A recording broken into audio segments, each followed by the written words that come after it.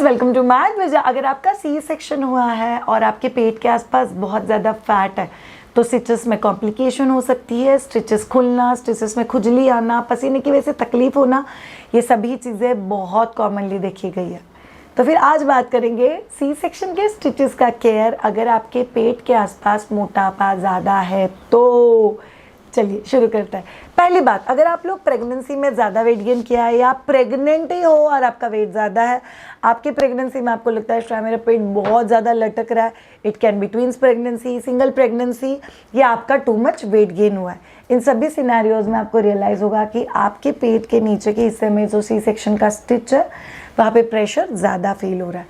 तो 5 बहुत important tips जो आप लोगों को याद रखना है अगर आपको पोस्ट सी सेक्शन स्टिचेस का रिकवरी फास्ट चाहिए, स्पेशली उन मदर्स के लिए जिनके पेट के आसपास का मोटापा या फैट ज़्यादा है। सो पेट के आसपास का मोटापा अगर है तो स्टिचेस का केयर कैसे लेना है, चलिए शुरू करते हैं। मैं Shreya Shah, child birth educator and lactation consultant. पिछले 17 सालों से मैं प्रेग्नेंट कपल्स के साथ new mothers, breast feeding, baby care, post delivery care, बच्चे का solid food, sleep training, stop ये सभी रिलेटेड कोर्सेज लेती हूँ। We have lot of products, आप myvijay.com पे विजिट कर सकते हो ताकि आपको भी पता चले कि एग्जैक्टली एक मम्मा का कॉन्फिडेंट जर्नी कैसे हम लोग आगे लेके जा सकते हैं। चलिए शुरू करते हैं। पहली और बहुत इंपॉर्टेंट चीज़, सो हमारा जो सी सेक्शन का स्टिच होता है usually it's at the lower abdomen.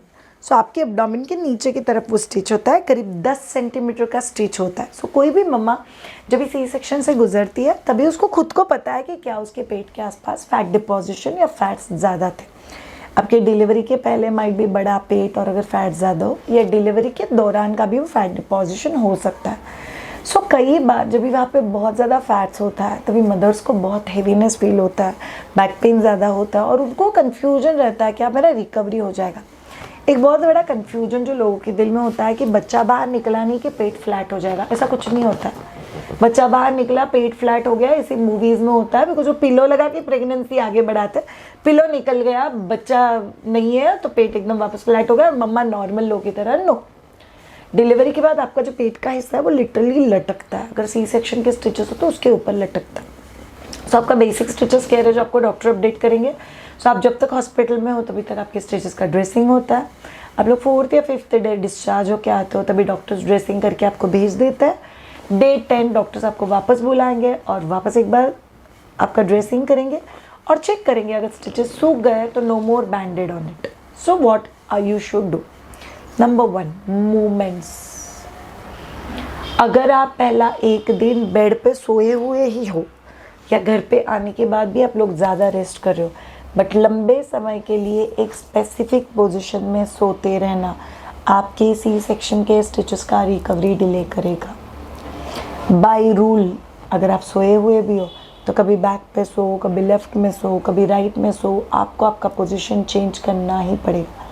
आप लोग जितनी बार अपना पोजीशन चेंज करते रहोगे उस हिसाब से ही आपके स्टिचेस का रिकवरी बहुत अच्छा होगा।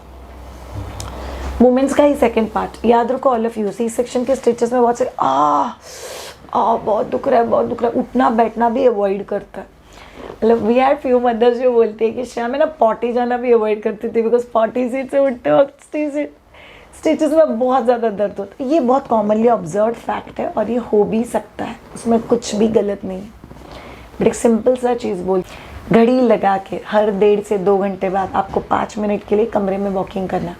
आप कितना फास्ट करते हो, कितना स्लो करते हो, उससे कुछ फ़र्क नहीं पड़ता, बट वो वॉकिंग बहुत ज़्यादा ज़रूरी है बिकॉज वॉकिंग इंश्योर करेगा कि आपके स्टिचेस के आसपास का रिकवरी बहुत अच्छा और जो फैट्स है वो भी थोड़े से मोबिलाइज हो जाए।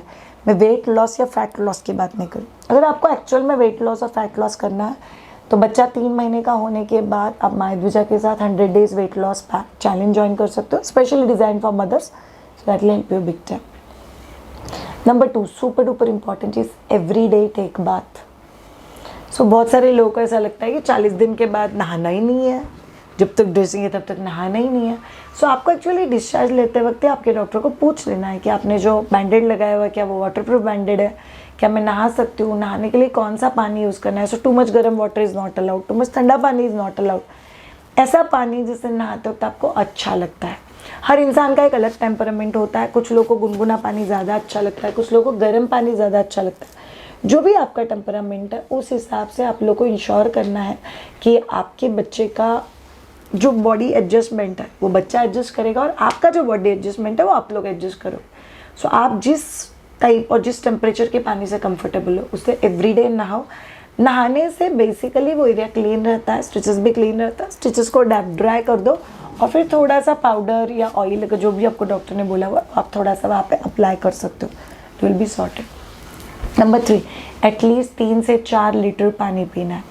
हाइड्रेशन इज़ की, जो आप लोगों को बहुत हद तक हेडेक कम करवाएगा, एसिडिटी नॉर्मल पे लाएगा, जो चिड़चिड़ होती है वो नहीं होगी, हार्मोन बैलेंस करने में हेल्प करेगा, आपकी ब्रेस्ट मिल्क प्रोडक्शन में हेल्प करेगा, आपकी स्टिचेस की रिकवरी और हीलिंग में हेल्प करेगा।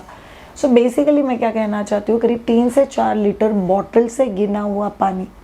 शायद मतलब लोग हमारे घर में पूरा दिन अजवाइन का पानी देते हैं, पूरा दिन अगर आप लेते हो तो पहले 5 दिन 6 दिन 10 दिन बहुत हो गया, उसके बाद you have to shift to normal filtered water.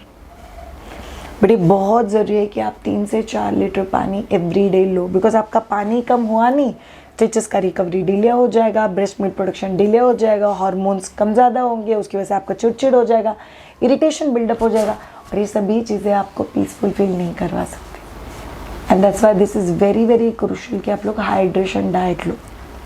Number 4, आपके डाइट में हाई प्रोटीन होना चाहिए। सो बहुत सारे लोग जब भी मुझे पूछते हैं मुझे हेडेक हो रहा है, मुझे लगता है मेरा ब्रेस्ट मिल्क कम है, मेरा ना रिकवरी अभी अच्छे से नहीं हुआ है, one of the very common thing I said, I think आप भाकरी भाजी, रोटी भाजी, बस ऐसी चीज़ें खा रहे हो। दाल, अंडा, पनीर, दही, सोई, ड्राई फ्रूट्स, स्प्राउट्स, ये सब चीज़ें खा गए। सो आपका जो डाइट है वो बेसिकली हाई प्रोटीन डाइट होना बहुत ज़्यादा ज़रूरी है। हाई प्रोटीन की वजह से एपिड्यूरल या एनेस्थीसिया का असर कम होने में हेल्प होती है, बैक पेन कम होता है, ब्रेस्ट मिल्क का जो क्वालिटी है वो इम्प्रूव होता है, आपका रिकवरी बहुत ज़्यादा अच्छा होता है, आपको जो ब्लीडिंग हो रहा है वो मैनेज करने में की हेल्प होती है। सो आपको कोशिश करना है कि आप लोग हाई प्रोटीन डाइट खाओ। हाई प्रोटीन मतलब आप रिपीट, दूध, दही, चीज़, पनीर, सारे होल ग्रेन्स मतलब अक्खा धान, सारे स्प्राउट्स, सारी दाल, सारे ड्राई फ्रूट्स, अंडा और सारा range of non veg.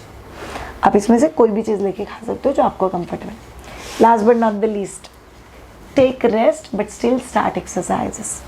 After delivery immediately कौन से एक्सरसाइजेस करनी है वो वीडियो में यहाँ पर लिंक करी हूँ, आप लोग एक बार ज़रूर वो वीडियो देख लेना। ऊपर से मैं इस पर्टिकुलर लिंक आपको डिस्क्रिप्शन में भी डाल दूँगी, after delivery exercises. But this is very crucial, very very important. आप लोग अगर प्रॉपर रेस्ट मैनेज करते हो, रेस्ट मतलब 8 से 9 घंटा एक्स्ट्रेट सोना नहीं होता, बिकॉज वो आपको पॉसिबल नहीं होगा, but a normal body rest, physical rest, और आपको जितना पॉसिबल हो तभी सोना, इट्स वेरी इंपॉर्टेंट। स्ट्रेस से खुद को रेस्ट देना, ओवर थिंकिंग से खुद को रेस्ट देना, लोगों के कमेंट से अगर आप परेशान होते हो, इरिटेशन होते हो तो उससे इरिटेट ना होना, इसके ऊपर फुल स्टॉप देना। So this is very important कि आप धीरे धीरे खुद को ट्रेन करो, बट आप लोग उस चीज़ों को महत्व दो, उन चीज़ों को टाइम दो जो आपको इम्पॉर्टेंट है और जो आपको लाइफ में हेल्प करने वाली। So more you get into exercise rest combination, उतना ही आपको रिकवरी में बहुत ज़्यादा हेल्प होगा। So thank you so much all of you. अगर पेट में मोटापा है और सी सेक्शन के स्टिचेस है तो ये सभी चीज़ों का आपको ख्याल रखना चाहिए। अगर आपको पेन, खुजली, नमनेस, स्टिचेस में इसमें से कुछ भी हो रहा है तो मैं एक वीडियो आप पे लिंक कर रही हूँ जो आपको स्टिचेस रिलेटेड पूरा केयर डिटेल में बताएगा। तो आप लोग वो वीडियो ज़रूर देख लेना। अगर आप लोग नई मम्मा बने हो, आपको सॉलिड फूड इंट्रोड्यूस करना है, ब्रेस्ट फीडिंग को लेकर कंफ्यूज हो, शायद मुझे आपसे बात करना है, अल्लाह मोस्ट वेलकम। अब मेरे साथ बात करने का कंसल्टेशन बुक कर सकते हो on mydear.com। Have a great time, take care, bye bye.